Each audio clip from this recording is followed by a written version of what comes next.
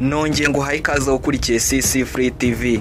Niba utarakanda subscribe turagusaba kubanza kuyikanda kugira ngo utazajya ucikwa n'andi makuru ibyegeranyo utasanga handi usibye hano kuri channel ya CC Free TV. Niba utarakanda subscribe rero turagusaba kubanza kuyikanda kugira ngo utazajya ucikwa amakuru n'ibyegeranyo tuzajya tukugezaho buri munsi. Kuri uyu munsi twabateguriye icyegeranyo kivuga ku bibuye bigiye kugwira isi. Kuvuga yuko hari ibibuye bigiye kugwira isi bimaze kuvugwa inshuro 790 guhera mu kinyejana cya 20 kugeza mu kinyejana cya 21. Muri ibi binyejana bibiri ntago harumvikana ibuye na rimwe ryaguye kuri uyu mubumbe wacu. Gusa hari rizwi cyane kurusha ndi yose, abashakashatsi bagenekereje bavuga yuko ryaba ryaraguye mu muhora wa Yucatan muri Mexique, ngo rikaba ari naryo ryaba ryaratumye habaho izimira ry'inyamaswa za dinosaur mujya mwumva mu mateka. Hashize imyaka miliyoni 65 ibingibi nkubwira bibaye. Abavuga ibingibi nabo no kugenekereza kuko ni kera cyane ku buryo byagorana kwemeza neza koko niba iyi myaka ariyo yabishize rirabuye riguye. Uyu munsi ikiremwa muntu kiri mu bwoba bukomeye cyane, bati nubwo corona yarangira twumvishe ko hari ikibuye kigiye kuza gusekura isi, kandi akaba ari cyo gishobora kurimbura isi burundu. Hano iwacu mu Rwanda ntago byasakaye cyane kuko itangazamakuru rikora ibijyanye na siyanse ntago riratera imbere cyane. Ibi ngibi nta wabiburana cyane kuko ndahamya ko nta kinyamakuru tugira cyihariye cyandika wenda nko ku by'ubumenyi bw'ikirere gusa, cyangwa nk'ikinyamakuru cyandika gusa ku byo mu nda y'isi. Imyaka 32 isi yibera mu bwoba bukomeye nyuma y'uko havumbuwe ko hari ikibuye gishobora kugwira isi. Hanyuma ubukungu bwose isi yavunikiye mu myaka yose ishize bikarangirira aho ngaho. Mu kinyejana cya 20 nibwo hatangiye kumvikana inkuru nyinshi zivuga yuko isi ishobora kurangizwa n'ikibuye kinini gishobora kuyisekura bihuriye mu isanzure, maze ngo iki kibuye cyamara kuyisekura hakaba iruka ry'ibirunga ritarabaho, n'imyuzure ivuye mu mazi y'inyanja yasandara ku mubumbe hose ahatuye ikiremwa muntu. Hari igihe kurangira ku isi kera byavugwaga cyangwa bigapimwa hagendeye ku nzozi z'abantu gusa. Bamwe bakavuga yuko babyeretswe, abandi bakabihanura, abandi bagashingira ku byanditswe muri Bibiliya. Ibi niko byagenze mu binyejana byinshi bishize, uhereye muri 66 nyuma y'ivuka rya Yesu Kristo. Kugeza ubu ngubu nyuma ya Yesu inshuro zirenga 400 zimaze kuvugwa yuko isi ishobora kurangira. Inshuro 400 maze kuvuga ni iz'abantu benshi babaga bahuriyeho ku mubumbe bakavuga bati byanze bikunze isi ishobora kurangira. Ubwo siyansi yari itangiye gutera imbere, hadutse ubundi bwoko bushya bwo gutangaza ko isi ishobora kurangira. Noneho hakagenderwa cyane cyane ku byavumbuwe na siyanse. Rimwe na rimwe bati ni ikibuye, ubundi bati ni iruka ry'ikirunga rizaba ridasanzwe, ubundi bati hazaza icyorezo kimareho ikiremwa muntu cyose, abandi bati hazaza umwuzure cyangwa umuriro w'amazuku bataza ahantu turutse ubundi aba ari we urimbura ikiremwa muntu. Ubwo isi yiteguraga kwinjira mu kinyejana cya 20, ubwo ni mu 2000, isi yose yahiye ubwoba. Hari abantu benshi hano mu Rwanda ngira ngo murabizi, icyo gihe baraye muri za stade, abandi basohoka mu mazu yabo, abandi bishyira hamwe kugira ngo bapfire hamwe, bose biteguye urupfu rwari rwarahanuwe ko rushobora gutera isi yose mu ijoro rimwe. Uzasoba igitabo cyitwa Prediction of 2000 Jesus Could Return cyagaragazaga yuko mu ijoro ryo mu 1999 saa 5 z'ijoro n'iminota 59 rwose ngo uwo munota umwe uzaba ugiye gukurikiraho ngo uzaberamo amateka ahambaye isi itigeze ibona. Isi ngo yari guhita ikubitwa n'ikintu kitigeze kimenyekana, ngo cyari kurangiza ubuzima bwose bw'icyitwa ikiremwa. Ubwoba nk'ubu ngubu bwari bwaturutse ku bantu bigishaga iyobokamana bashingiye ku ndangaminsi z'Abamaya n'aba Azteke. Mu ndangaminsi z'imiryango y'abantu bitwaga yuko mu gihe cya kera cyane ngo nta na rimwe bigeze bagaragaza yuko hazabaho umwaka w'2000. Ni ukuvuga ko bateganya indangaminsi zabo bateganyaga ko mu mwaka w'2000 isi ishobora kuzaba yararangiye. Abantu bakavuga bati ubwo nta hantu hagaragara ko hazabaho umwaka w'2000 ku ndangaminsi ni ukuvuga ko nyine nta si izaba igihari. Ubu haravugwa ibibuye n'ibisate by'imibumbe bizenguruka mu kirere bishobora gusekura isi bikayirangiza burundu. Nakubwiye yuko hashize imyaka 32 isi imenya iby'ibi bibuye bivugwa yuko bigomba kuzarangiza civilisation humaine. Ibikorwa byose by'iterambere twagezeho, amazu akabakaba ku gasongero k'ijuru twubatse, imihanda myiza n'indabo ziyikikije twiyubakiye, ibikorwa by'ubuvumbuzi n'inganda twashinze, byose ngo bishobora kurangira mu ijoro rimwe, mu ijoro rya 29 umwaka wa 2022. Hagiye kugera ni 29 Mata 2022 nibwo abahanga batangaje yuko iri buye rizasekura isi.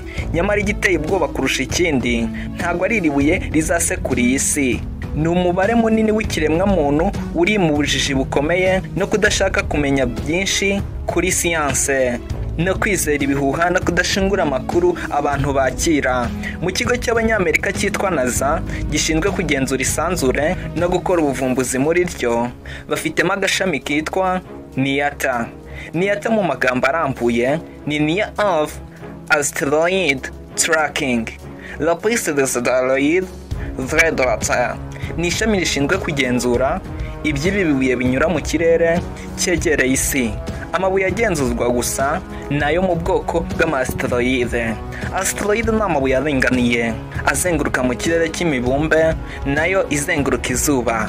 Aya ngaya ni amabuye aringaniye afite umurambararo wabarira nko mu birometero 10 cyangwa no munsi yaho gatoya. Menshi muri aya mabuye abakora ingendo zidahagarara mu kirere, ariko aba yihuta kurusha uko imibumbe izenguruka izuba yihuta. Iyo haramutse hagize ikibuye kimwe kigwa muri iyi mibumbe, ni impanuka ikomeye cyane ishobora gutuma umwe mu mubumbe kiguyeho ushwanyuka igihe ikibuye ari kinini. Amahirwe ahari ni uko biba bitagendera mu murongo umwe neza n'uwo imibumbe ikoresha igenda. Ahangaha ndakwibutsa yuko buri mubumbe uba ufite umurongo wawo ukoresha utajya uvamo, ukaba ari umurongo twakwita nka karemano ariko udashobora kugaragaza neza, bawita orbite. Izi asteroide ntibikunze kuba kuko zinyura muri iyi mirongo, ariko ziramutse zibese zikanyuramo, hari igihe iki kibuye cyazazenguruka umunsi umwe kigakora impanuka kigasekurana n'umubumbe. Nuko nguko abashakashatsi baba biteganya yuko wenda igihe runaka bishobora kuba hakaba impanuka. Tugaruke ku isi yacu noneho. N'ibyavuzwe yuko ishobora kurangira muri Mata 2022 irangijwe n'ikibuye kizayisekura. Rya shami nakubwiye ryitwa NIATA ryo muri NASA ku itariki 24 z'ukwezi kwa karindwi mu 1998 ryavumbuye ikibuye kinini cyane babonaga yuko kizanyura mu kirere cy'isi ndetse hafi cyane y'ubuso bw'isi.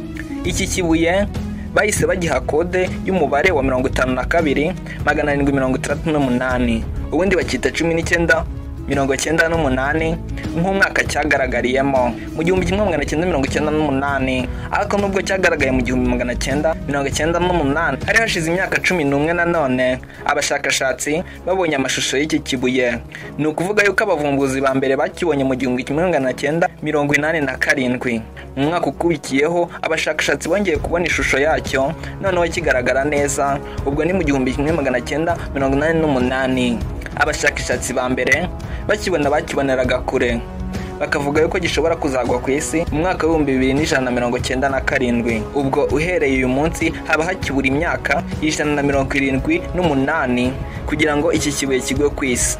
Ariko abashakashatsi nyuma yo guhuza imibare mu gihe kirekire baje gusanga hubwo iki kibuye rituri hejuru mu buryo ridusatiriye cyane. Mu 2017 nibwo abashakashatsi bemeje ko bidasubirwaho yuko iki kibuye ryahawe izina rya 1998 OR2 rizanyura hafi y'ikirere cy'isi ku itariki 29 Mata umwaka wa 2022. Ubwo iri buye ryavumburwaga bwa mbere, abashakashatsi babonye yuko ari rimwe mu mabuye manini cyane azengurutse isi kandi aba yaka cyane ku buryo urumuri rw'izuba ruyageraho mu buryo bworoshye. Abashakashatsi byaraboroheye cyane kuhita baribona. Iri buye rikivumburwa Mu 1981 ikipe y'abashakashatsi yavumbuye ikibuye cyitwa 3122. Bavugaga yuko iki kibuye kizasekura uruhande rw'isi rwegera agace ka Florence mu Butaliyani. Bikavugwa yuko ngo cyari gukubita isi ku itariki ya mbere z'ukwezi kwa 9 2017. Ryari ibuye ryari kwikubita muri Florence ariko bikagira ingaruka ku mubumbe wose w'isi. Kubw'amahirwe iri buye ntago ryaguye, cyakora ryanyuze hafi y'ikirere cy'isi. Mu 2012 byavuzwe yuko hari ibuye rinini nanone ryendaga gusekura isi ngo rikaba ryari kugwa ku gice cyegereye Australia. Iki gihe iryo buye ntago ryaguye. Mu gihe kingana n'umwaka umwe isi iba ifite ibyago byo kuba yahura n'ibibuye 500 nk'ibi, ubuzima bukarangira. Nyamara ntago ibi bijya biba. Ni mahirwe nyabake atuma aya mabuye atatugwira mu gihe abantu bo baba babiteganyije. Dore impamvu. Ubusanzwe ireme bwite ry'amabuye ari mu kirere, cyane cyane aya asteroide, rirahinduka cyane. Ishobora kugenda rihindagurika hakoreshejwe imibare ya densité. Ireme bwite guhinduka rero kuri ireme bwite mu kirere bituma ibuye runaka rishobora gushwanyuka rikiri mu rugendo mu kirere. Cyangwa se nanone ibitandukanye n'ibi ngibi, aho gushwanyuka ibuye rimwe rikaba ryakegera rigenzi ryaryo mu kirere bikifatanya kikaba ikibuye kimwe kinini. Twebwe ubwacu nk'abantu byadusaba za miliyoni z'ibitwaro bya nuclear kirimbuzi kugira ngo tubashe gusenya nibura kimwe muri ibi bibuye byenda gusekura isi. Ibi ngibi rero byumvikana nk'ibidashoboka cyane ku kiremwa muntu, ku bushobozi bwacyo mu gusenya kimwe mu bibuye bishobora gusekura isi. Ikindi gituma aya mabuye adasekura isi ni umuvuduko. Nigeze kukubwira yuko aya mabuye agira umuvuduko udasanzwe utandukanye cyane n'uyu mubumbe dutuyeho. Hari abahanga koko bateganya yuko ibuye runaka mu gihe runaka bishobora gusekura isi, ariko kubera umuvuduko wayo utandukanye cyane n'uw'isi dutuye, hari igihe bibisikana bikiri kure cyane. Nibi ngibi byonyine birokora ikiremwa muntu, nta kindi. Muhumure ntimwongere kugira ubwoba, mureke dutegereze turebe itariki aba bashakashatsi bavuzeho ko ibibuye bizadusekura tukarimbuka imperuka ikaba. Niba utarakanda subscribe kuri ino channel yikande kugira ngo tuzajye ucikwa n'ibyegeranyo by'ubwenge utasanga ahandi. Njye wumvaga nari Kalisa Sisi, this is Sisi Free TV. Ciao ciao.